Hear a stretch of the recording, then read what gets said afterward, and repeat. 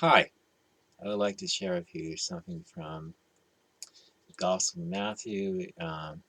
It's something called the Olivet Discourse, which Jesus told his disciples about things that are that were to come from his t- time frame. I mean, signs in the end. This is in three of the four Gospels: Matthew, Mark, and Luke. However, he does kind of emphasize different things in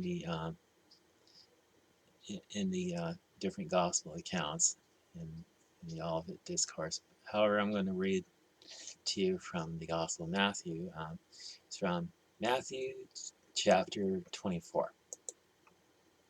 Then Jesus went out and departed from the temple, and his disciples came up to show him the buildings of the temple. And Jesus said unto them, Do you not see all these things?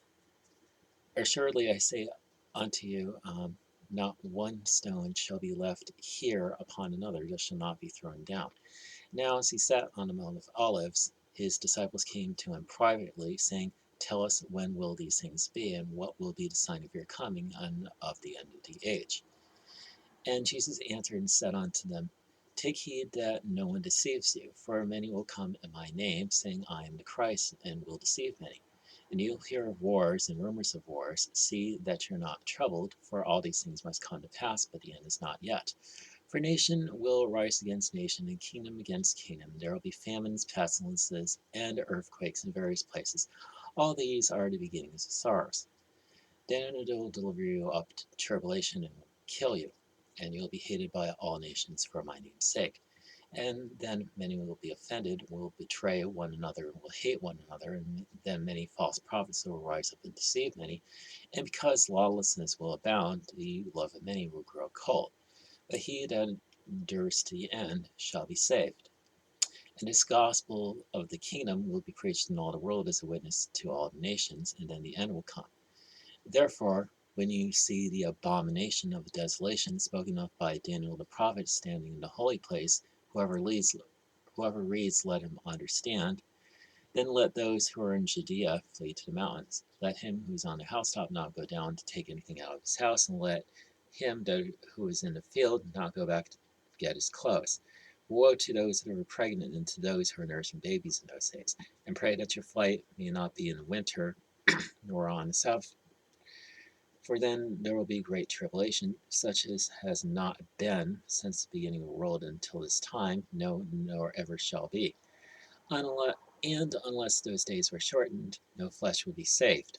But for the sake of the elect, those days will be shortened. Then if anyone says unto you, Look, here is the Christ, or there, do not believe it. For false Christs and false prophets will rise and show great signs and wonders to deceive, if possible, even the elect. See, I have told you beforehand. Therefore, if they'll say unto you, Look, he's in the desert, do not go out. Or, Look, he's in the inner rooms, do not believe it. For as the lightning comes from the east and flashes to the west, so also will the coming of the Son of Man be.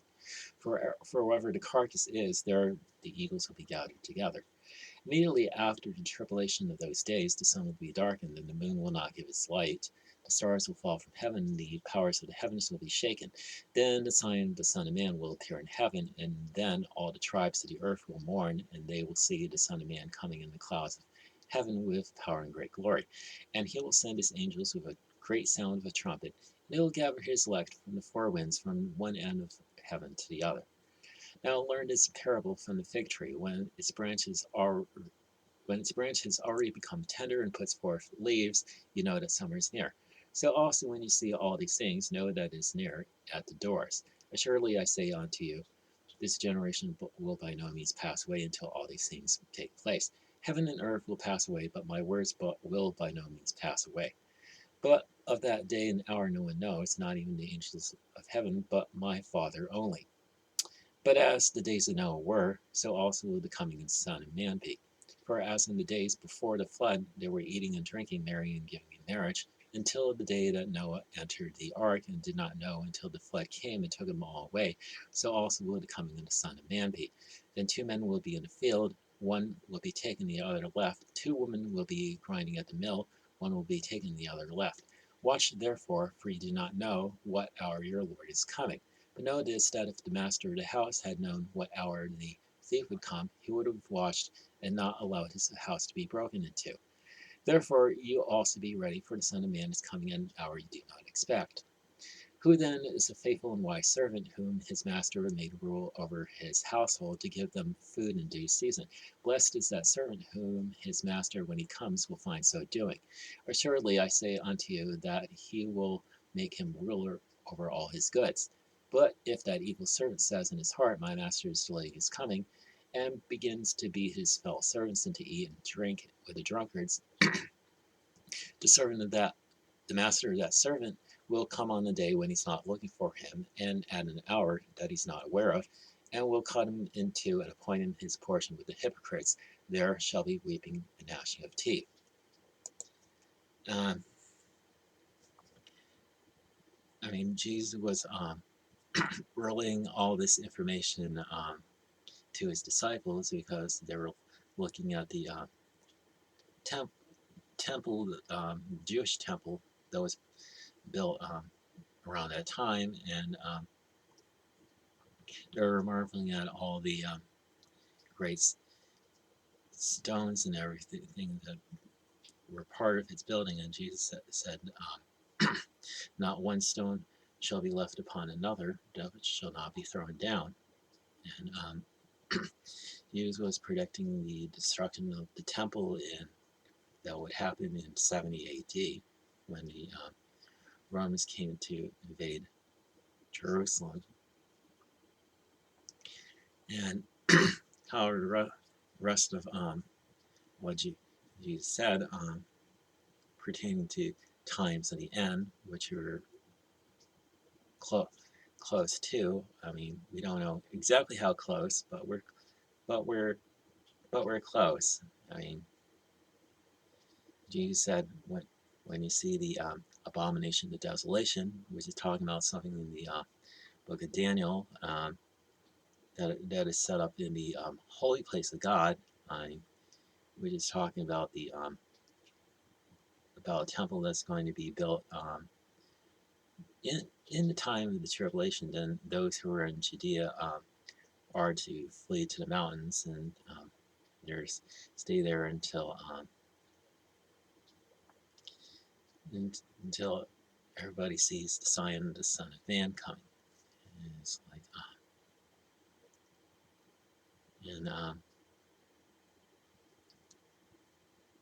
people are saying this is talking about the post-tribulation rapture, where saying that angels are going to be involved in rapturing people from this world. I don't see that. I don't see it as a rapture. I see the Lord just gathering His people. Those are that are left in the world after the tribulation, to Him, because He's going to be ruling from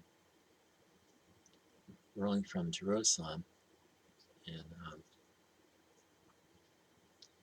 it's going to be. It is going to be the epicenter of the millennial kingdom that's going to follow the tribulation. There'll be a time period where the Lord is going to do some cleanup,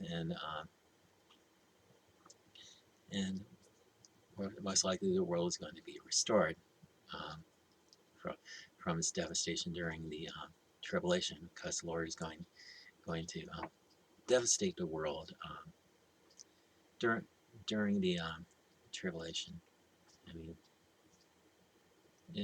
It's not going to be pretty, but but but but Lord is going to make all things new, and we should hold on to that promise. And excuse me. be faithful unto the end, and